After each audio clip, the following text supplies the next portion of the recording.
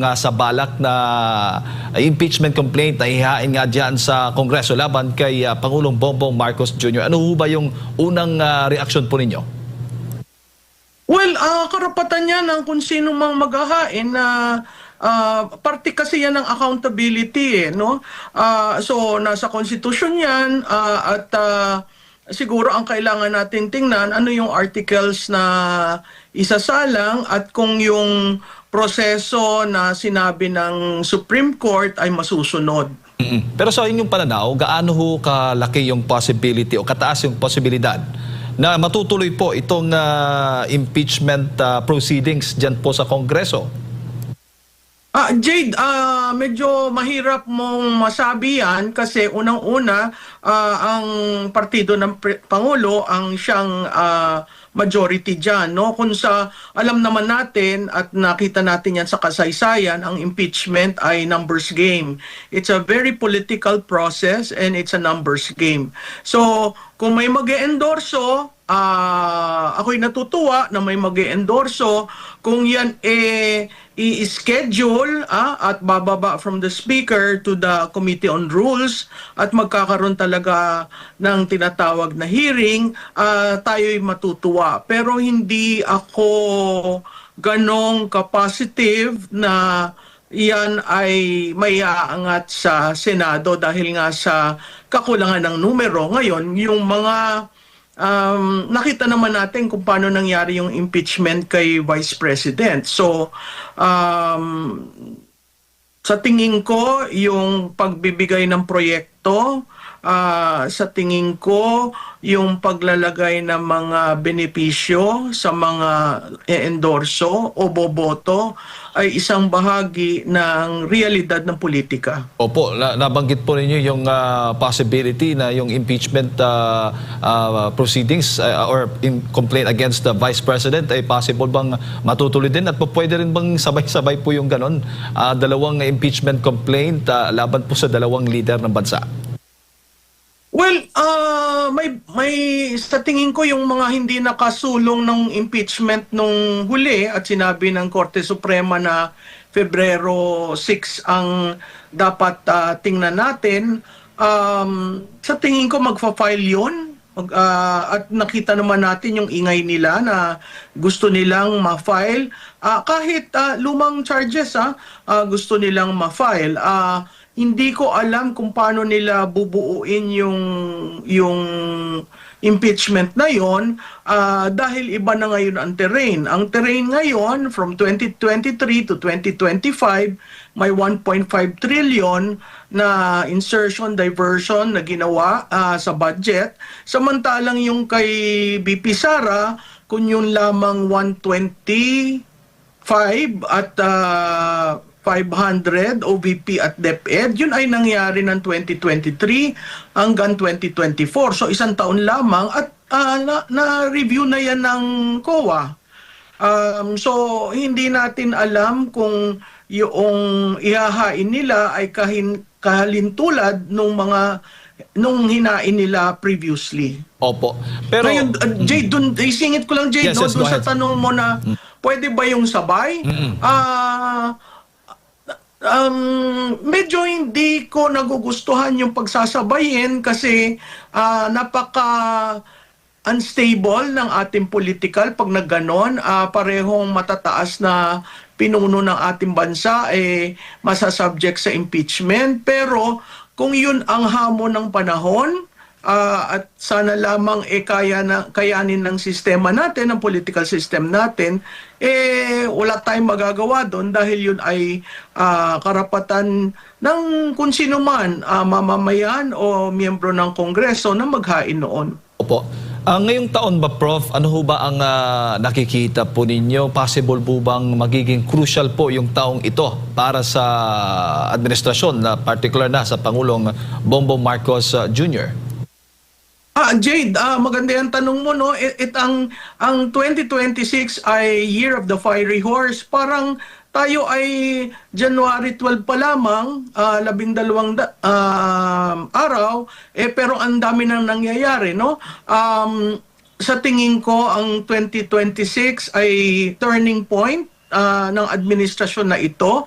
Bakit? Kasi kailangang seryosohin ng administrasyon na ito at magpakatotoo na yung cleanest budget sa implementation at the executive level, talagang cleanest rin ang rollout. Kasi iba yung cleanest sa papel at iba yung pambubudol na gagawin na naman sa rolling out. Opo, cleanest. Pero may mga nagdududa. Prof, may naghain na nga ng petisyon o reklamo sa Supreme Court sa mga na dapat alisin po yung unprogrammed funds doon sa budget natin. Ako, alam mo Jade, ako sinususugan ko yung effort ni Congressman Erice dahil ang program wala yung pondo at kung kailangan magkaroon ng pondo at saka mo lalagyan at saka mo i-implement. Nakita naman natin ang nangyari noong 2025 na yung pondo hinanap at kinuha sa ibang mga sa ibang mga pondo na special fund, no? Katulad ng PhilHealth, ng PDIC, hindi mo maintindihan nga kung saan ginamit dahil hindi naman sinasabi kung saan ginamit. Pero ang program fund, nagsimula yan nung panahon ni Presidente Cory, napakaliit lamang noon. At that time, parang mga nasa 3% pa lang noon, no? Pero kaya yun linagay is kung tumaas ang revenue, mapopondohan yung activity yon. So discretionary talaga ang program fund. So technically, kung walang certification from the treasurer na may pondo, hindi ko maintindihan kung paano nagalaw at napondohan yung lahat na listahan nandun, no? Ang ginawa nga, naghanap sila ng pondo. Yung unprogrammed fund, kung titingnan mo kasi ang budget natin ngayon, 6.8 trillion. Ang ating revenue ay nasa 5.2 trillion lamang. So kulang na kulang. So ang ginagawa nila, uutang. Sa ordinaryong Pilipinong may bahay, kung kapos ka sa pondo, tayo ay bumabaluktot sa kumot at nagtsatsaga at kung hindi, naghahanap ng ibang trabaho pa, parang 2-3 trabaho para lang mapunan ang pondo ng pamilya. Pero dito sa atin, sa gobyerno, parang sige lang ng sige. Ang sabi nga noong signing, fiscal discipline daw, fiscal space. Paano magiging fiscal discipline yon kung ang expenditure mo ay mas malaki kisa sa kita ng gobyerno? So dapat ang pukpukin ng gobyerno, pataasin ang kita. Hindi dahil may kakulangan, umutang. Ang utang natin nasa 17 trillion na, no? Palaki ng palaki. Kung ganun lamang ang economic math nitong administration na ito, pagdating mo ng 2028, lubog tayo sa utang at napakahirap dun sa susunod kung paano popondohan yan.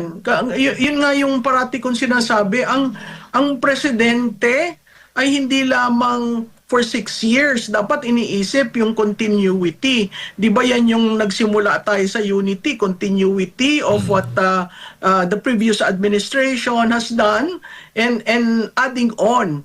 Itong atin, 3 taon na tayo, hindi walang continuity tayo nakikita, sige lang ng sige ng paggamit ng pondo ng bayan. Opo. Bago ko lang ipasa kay partner Admar, Prof, dugtong ko lang doon sa crucial year nga, itong 2026.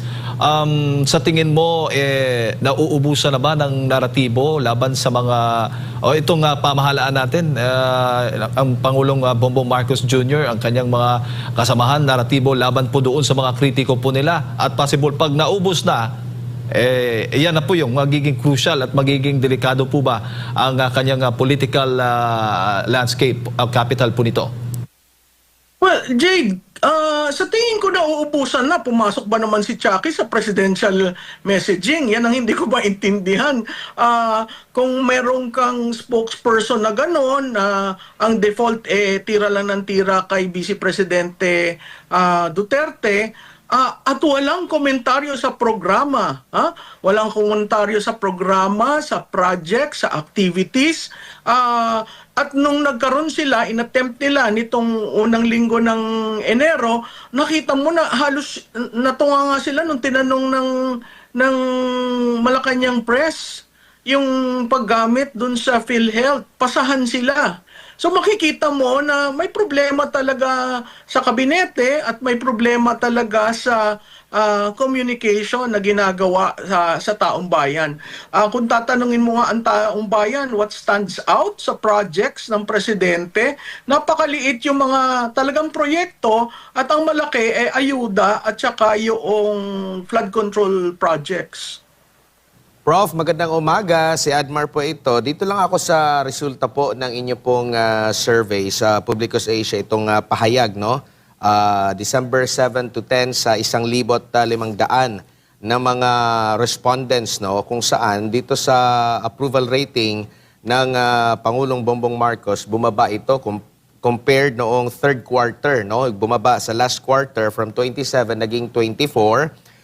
Same pa rin yung undecided. Habang yung disapproval naman, ito tumaas pa from 47 to 51. So yung net approval nito nasa negative 27. Ano po yung ikinahatak po o bakit po? Ano kaya yung humatak pang lalo dito po sa grado o sa approval rating po ng Pangulo po, Prof? At yung pinapakita mong numero, yan ay overall performance ng kabinete. Meron kaming approval rating at trust rating ng Pangulo mismo. So dito sa tanong mo, nanggaling yan sa mataas na rin nasa 40s na, no? Ibig sabihin lamang nung period na yan, which is last quarter, October, November, December, nakita at hinusgahan ng taong bayan na hindi nagugustuhan ang kabuuang pagtatrabaho ng kabinete. Hindi nila nagugustuhan yung pag-handle dun sa problema, whether economic or flood control. Hindi nila, again, babalik ako dun sa issue ko na sinabi ko since day one. Hindi nila nararamdaman ang administrasyon for you to get that big 51% for the performance of the cabinet. Opo, and dito po sa nabanggit nyo nga po, yun pala ay sa gabinete, no? Pero kapansin-pansin po, dito rin po sa inyo pong survey po, ma'am, mga nakatatanda o mga baby boomers na lamang po ang nakalalamang si Marcos Jr. Pinanganak 1946 to 1964, mataas yung kanyang approval and trust rating kumpara sa vice-presidente at sa iba pang mga opisyal ng ating gobyerno. Pero the rest, like kagaya po dito sa Gen X, mga tito-tita, mga millennials at mga Generation Z, dito po nangungulelat sa survey po ninyo, Prof. Balu. Admar, salamat at sa tingin ko ikaw lang sa mga nagtanong sa aking project team leader si Erica Estrabo. Inumpisahan namin itong generational reading itong fourth quarter. Bakit namin inumpisahan? Kasi gusto namin i-track ano ba ang behavior ng Generation Z. Kung titingnan nyo nung 2025 election, ang Generation Z ay nasa 60 million. Nasa 60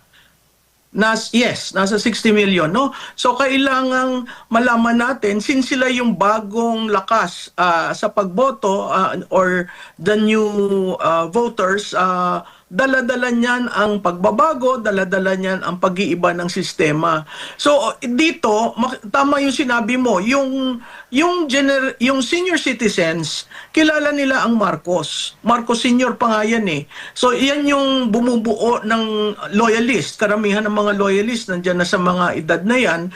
At yung baby boomers ay yun cohort ng presidente. So makikita mo yung epekto ng Marcos brand diyan sa generational reading na yan. Pero yung naabutan ng martial law, yun lumaki under martial law. Yan yung Generation X at yung mga baguhan na hindi naman na-experience ang Marcos, bagkus nababasa lamang nila sa libro, yaan yung millennials at yung Generation C. Siya yung ang unang pagboto nila noong 2025. So yung makikita mo paglayo sa panahon ng tatay niya, nawawalan ng visa o brand saliency yung brand na Marcos. pagbago ng muka ng botante, kasi kung titingnan mo, ang difference namin sa ibang survey firms, kami, registered voters ang aming respondents. Siguro yun ang kailangang i-emphasize kasi yung iba, likely voters. Kami talagang registered voters ang tinatrack namin. At makikita mo pagdating dun sa Generation C, wala na talagang saliency yung brand na Marcos. At yan, humuhusga based sa naratibo ngayon, which is the flood control projects and the corruption. Opo, and nabanggit mo nga yung flood control projects na issue. Lagi pong ipinagmamalaki ng Malacanang, ng Palasyo, yung ginagawang trabaho daw ng Pangulo sa paglaban dito sa korupsyon. Bakit hindi kaya nagkaroon ng pagsigla ng kanyang grado ng Pangulo na mayat maya pinagmamalaki ito, Prof? Alam mo, Admar, yung naratibong ganyan is pambubudol. Kasi kung talagang nagtrabaho siya, 'di ba, ang pagkasabi, siya lamang ang pangulo na tiningnan itong korupsyon, mali naman 'yan. Si Presidente Aquino, tumakbo 'yan, anti-corruption no? So yung pambubudol na ginagawa, inaangat at pinapakita na wala akong kasalanan diyan. Ang una kong tanong diyan, bakit hindi niyo sinama ang Ilocos Norte? Bakit hindi niyo sinama ang Leyte? 'Di ba? Dapat 'yun sinama nila kasi hanggang ngayon pang ilan na ba, 205 days since he said mahiya naman kayo. Hanggang ngayon wala kang naririnig sa Ilocos Norte. At yung Ilocos Norte unti-unting lumalabas dahil na rin sa mga pagtatrabaho ng mga people's organization na sinasabi may maling nangyari. So kung ang Ilocos Norte ay hindi sinama at ang Leyte ay hindi sinama at sa ICI in-interview yung dalawa na naka-executive session, paano huhusgahan ng taong bayan na ikaw ay malinis, na ikaw ay talagang sincere sa iyong anti-corruption drive? Hindi lang naman flood control yan na andyan ang sugar importation, na andyan ang smuggling, yung rice, no? Nagtataka tayo bakit hindi bumababa ang presyo ng rice.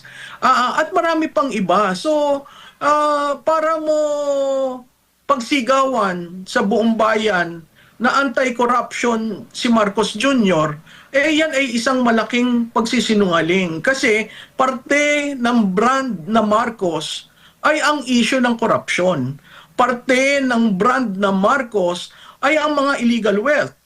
Parte ng brand na Marcos ay ang hindi pagbabayad ng estate tax. 'Di ba? So yan yung kabuuan para mo ibahin yung naratibo dahil lamang kailangan mong depensahan ang nakaupo. Medyo may problema ako diyan dahil hindi naman yan totoo. Kung ako ang tatanungin sana, ang suggestion ko, binuksan ang Ilocos Norte at ang Leyte.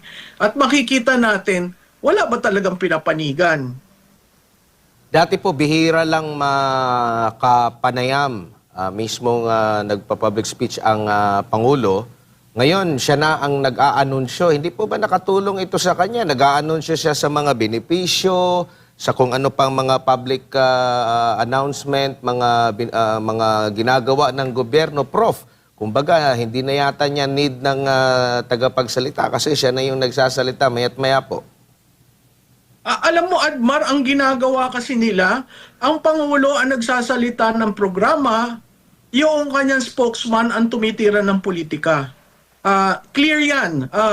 Yung isa may linya, aangat dyan sa stage, at ang kumbaga, kahit nga nakapikit ang mata mo, maririnig mo, alam mo na kung yung default answer, no? Mali yung ginagawa sa Pangulo dahil may cabinet ka 'Di ba? Yung mga ina-announce niya, existing projects yan, existing programs. Bakit siya nag-a-announce? Unang-una, nag-a-announce siya para ipakita may ginagawa. Pangalawa, para masabi may programa. Pangatlo, para sa kanya nakatuon yung positive na governance angle, inaalis niya sa mga kalihim, sa kabinete, yung karapatan na magsabi, ito yung programa, ito ang gagawin namin, ito yung update. Hindi mo ba napupuna in the past 3 years? Bihira ang cabinet secretary nagsasalita. Hindi ko alam kung yan estratehiya o yan ay talagang sinabi na ako lamang ang mag-promote ng mga projects. Pero parang minamaliit mo ang Pangulo. Ang Pangulo should stay above all this execution and deal with the broader governance issues. Kasi kaya nila siguro ginagawang siya ang nagsasalita dahil itong si spokesperson hindi naman pwede magsalita ng program dahil hindi na sanay ang tao na pag tumayo siya dyan ay programa ang sinasabi. No? So may positive spin, si Pangulo yan, at may negative at direct hit, ito naman si spokesperson. Ako sana, dito sa susunod na taon, makita talaga ang kabinete na nagsasalita per program. Kung kunyari, ikaw yung kabinete sa health at hindi mo alam kung bakit tumaas ang MAIP, o ikaw yung sa DSWD at sabihin, paano ba itong AIX? Paano natin gagawin? Those are the two ayuda programs that were increased tremendously. Baka magkamali ka pa. So yung iba, pinapabayaan na lang. Wala pa tayong naririnig kay Secretary Angara. I mean, for you to receive 1.7 trillion for DepEd, the highest allocation in the history. Wala kang naririnig kung paano gagawin, kung paano i-roll out. So sa tingin ko ito talagang plinano na pag may governance angle, si Presidente, pag titira ng politika at magagamit sa politika, yang si Undersecretary. Opo, gaano po kalaki yung tulong ng sa communication po ng Pangulo? Compare natin sa mga nakalipas din na administration po, Prof. Sa tingin ko negative yan. Bakit negative? Kasi tiningnan namin yung third quarter to fourth quarter Yung pag-aanunsyo niya, nangyari yan nung itong kalimitan itong fourth quarter. So, dapat positive pero nakikita ng tao na ginagawa lang niya ito para may masabing may ginawa. I mean, for him to be announcing magpa-file ng kaso by December 15, may makakasuhan, hindi maganda ang Pasko ng mga makakasuhan. Anong realidad? May nangyari ba? Tapos ngayon nagbabacktrack sila na sinasabi gusto nila foolproof yung pagpa-file, no? Nag-iba na nga ang naratibo 'di ba? Yung supposedly isa sa mga witness nag-iiba ang naratibo. So saan tayo pupulutin ito?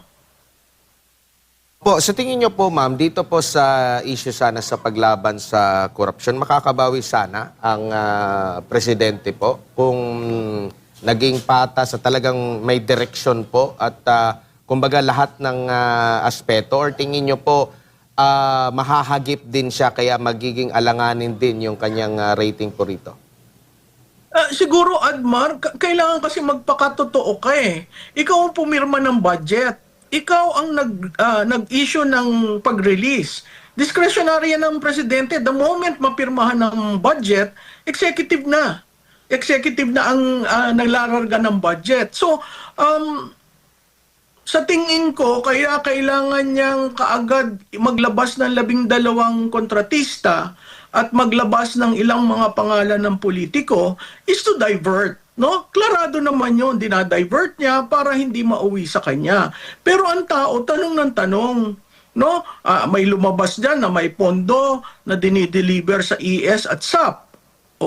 Apart from the usual denial, pakitaan nyo ng dokumento, di ba? May nagsabi dyan na ang biggest ghost projects nasa Ilocos Norte. Wala man silang denial. Sinabi doon na ang number 1 kontratista, yung kandidato nila na ngayon ay naging mayor. Wala naman silang pinapakitang dokumento. Kaya doon sa labanan ng korupsyon, napakahirap na hindi mo isama ang sarili mo dyan. Kasi sa'yo nang galing yung budget. Ikaw ang nag-order ng release kasi discretionary nga yung program at ang presidente lamang ang pwede mag-release. No? Yung order na mag-release ng Notice of Cash Allocation at saka SARO, order na tatanggap ng DBM sa Pangulo. So, hindi ko maintindihan kung bakit dun sa una pa namin nilang pagkumpas, talagang dinivert na sa kanya. So, kaya nga ang naging problema noon, who suggested the Mahiya Ka Naman campaign? Kasi nagsimula yan ng SONA na kailangan yan lagyan ng laman. At kaya nagkaroon siya ng press briefing tungkol dun sa top 15 contractors. And the list is not true. He has to provide, yun nga yung importansya nung Yusek Cabral kasi siya ang may alam.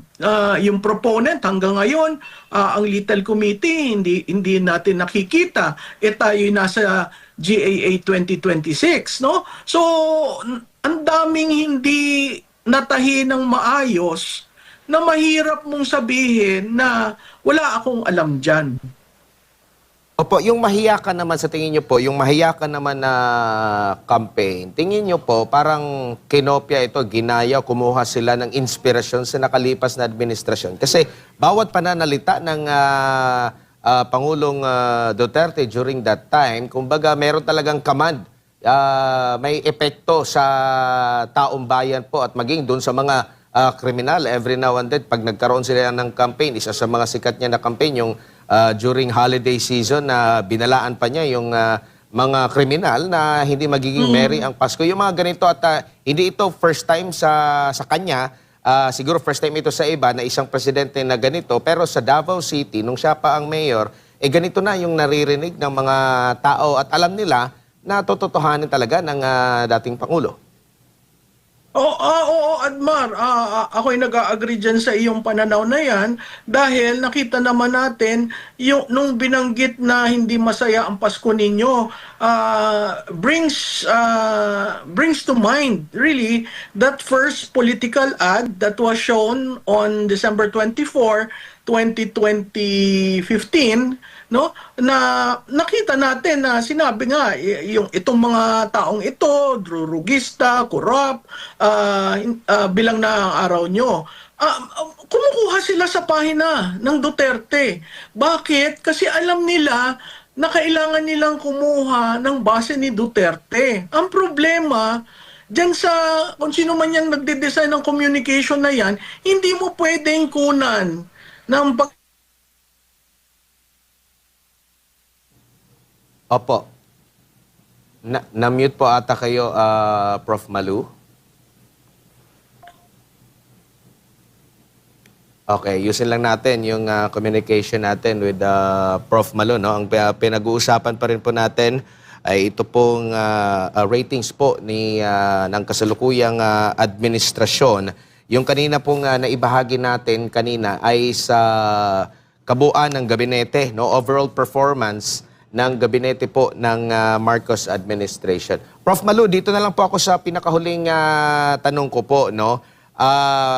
Mataas po ang approval and trust rating ni Vice President Sara Duterte kumpara sa lahat ng mga matataas na opisyal, and hindi lang po sa inyong survey, pati rin po sa ibang survey. Pero marami pong mga nagsasabi, bakit daw mataas ang rating ni Vice President Sara na wala naman daw ginagawa?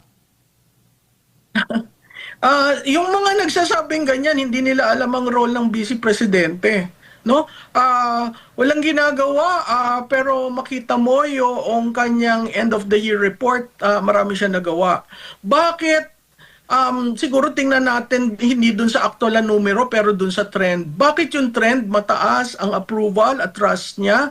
Simple, hindi siya involved sa flood control projects, number one. Pangalawa, yung paulit-ulit na 125 at 500 million, ang mga tao naniniwala na ang COA nag-decide doon. Okay? So tapos na yon. Pangatlo, ang napakahalaga na konektado rin doon sa tanong mo kanina ay dahil sa ginawa kay Presidente Digong. Si Presidente Digong, sinurrender nila sa ICC. Sinorender. Hindi ako naniniwala na yung mga dokumento, nakita naman natin sa hearing, no? Sinorender nila. So naandun yung tao, mahigit na 10 buwan na, no? Doon nagpasko. May epekto yon dahil ang base ng Duterte, ang tawag ko nga dyan, the enduring Duterte base, ay buo pa. Yung mga nagsasabi na humihina, na wala na yan, na ganito, ganyan. Sa tingin ko, hindi nila alam. Mag-aral muna sila ng analytics ng numero. Kasi yung mga numerong yon, makikita rin yan dyan sa survey ng tatlong survey firms. Ang Visayas at Mindanao, ang Mindanao talagang baluarte. At nakita natin yan noong 2025. Ang Western Visayas, ang Cebu, Central Visayas rather, Duterte. So makikita natin na sa Luzon lang nagpipik ng ilan. Definitely sa Ilocos Norte maganda natin tingnan kasi may isa kami dyan data, sino yung pro-administration, ikaw ba ay pro-administration na o opposition ka, nagsishift at dumadami ang undecided. So itong 2026, maraming titingin sa mga taong mamumuno, pero ang nasa back ng isipan ng tao, nasa likod ng isipan ng tao, ay sino ang hindi corrupt, no? Una, sino ang magpapakatotoo na may gagawin, okay? At pangatlo, sino ang tapat sa bayan? Alam mo yung trust, yung pagtitiwala, napakahalaga yan. Yan ang pinakamahalagang metric sa lahat ng politiko. Kung wala kang trust, napakahina ng iyong pangalan or brand at napakahinang i-convert yan sa boto. Opo, huli na lang po talaga, Prof, no? Kasi meron lang ako nabasa dito sa social media. Kakapost lang ito sa page ng Luminous ni Attorney Trixie Cruz Angeles. Meron isang memorandum dito, ang DepEd. Di ko alam kung verified to. Pero if in case po na ganito yung nagiging lalo na sa usapin ng communication po, na parang inabisuhan ang lahat ng mga DepEd Regional School Divisions at mga attached agency na i-repost sa kanila mga social media accounts ang mga announcements at mga activities na ipinapublish ng Presidente at ng Presidential Communications Office. Pag mga ganito na po yung mga utos, may na talaga, kumbaga parang nawawala, kahit na mismo yung mga taga-gobyerno, nawawala na ng tiwala, hindi appealing sa kanila yung hakbang ng gobyerno. Kasi matatandaan ko, itong mga social media sites ng bawat ahensya ng gobyerno sa nakalipas na administration at bago pa yung nakalipas na administration, nag-boom ito panahon ng Duterte administration, tumaas yung engagement. Ngayon, biglang tumamlay na kailangan pa yung ganito. Ito ba may masamang palatandaan po pag mga ganito na po yung utos, Prof, in terms of communications po? No, at masama na yan, no? Kasi unang-una may budget para sa communication. Kung susumahin mo yung budget ng buong bureaucracia, napakalaki niyan. Apart nung sa PCO. Pangalawa, meron silang mga kaalyado, yung tumitira nga kay Vice Presidente na private company na pwedeng mag-post at mag-amplify ng mga ginagawa ng gobyerno. Siguro ang pinakamahalaga sa messaging, kung ang ginagawa ng gobyerno ay hindi totoo, paano mo matutulak ang bureaucracia na itulak ito? Kung ang ginagawa ay may problema at alam syempre yan ng mga nagtatrabaho sa gobyerno, may problema ito. Para mo utusan ang DepEd, generic staff, na sabihin kung ano man yung galing sa Malacanang, i-push. Lalo magre-rebelde yan kasi DepEd sila eh. At most siguro, itulong nila ang pag-push ng DepEd narratives, no? So, sa tingin ko yan, nagpapakatotohanan lamang na hindi sila na-amplify at hindi sila na-viral sa social media world, no? Ang social media, very critical yan, very harsh. Kasi kung hindi totoo, immediately, at yun ang pumapalo sa PCO. Ang PCO, merong meron structure yan ng news distribution. 'Di ba? Merong nagsusulat ang PNA at meron distribution. So, para mag-issue ng ganitong, kung totoo man 'yan, medyo may problema sila. Alright, Prof, siguro huling mensahe po ninyo at paalala sa ating mga kababayan na nanonood po sa mga oras na ito. Salamat, Admar. Jade, salamat, no? Siguro po ang napakahalaga, patuloy po tayong makinig at subaybayan ang mga mangyayari at nangyari, no? Ang mga mangyayari, lapit tayo ng papalapit sa Pebrero 6, no? Tingnan po natin at magsubaybay at tumindig at magsalita kasi itong panahon na ito napaka-critical para sa ating demokrasya.